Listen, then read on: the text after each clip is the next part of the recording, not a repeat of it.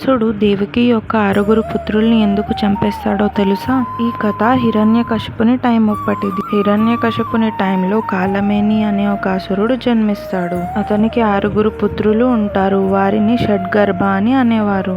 ఈ షడ్గర్భ బ్రహ్మకి తపస్సు చేసి అందరి అసురుల లాగానే వారిని ఎవరు చంపొద్దు అని వరం కోరుకుంటారు. హిరణ్యకశిపునికి ఈ విషయం తెలుస్తుంది. నా కులంలో పుట్టి నన్నే భగవంతుడిగా నమ్మరా అని కోపగిస్తాడు. ఇలా కోపగించి ఈ రోజు నుండి మీ నివాసం పాతాళలోకం మరియు మీ విముక్తి కోసం మీ తండ్రి చేతుల్లో మీ ప్రాణాలు పోవాలి అని వారిని శపిస్తాడు. అలా కాలమేని మరో జన్మలో కంసుడిగా జన్మిస్తాడు మరియు ఈ షడ్గర్భలు దేవకి యొక్క మొదటి 6 పుత్రులుగా జన్మిస్తారు. 8వ సంతానంలో కృష్ణుడు జన్మిస్తాడు. అంటే మనం కృష్ణుడి తత్వాన్ని ప్రాప్తించుకోవడానికి మన లోపల ఉన్న 6 అనర్థాలను అంతం చేయాలి. తర్వాతే కృష్ణతత్వం ప్రాప్తిస్తుంది.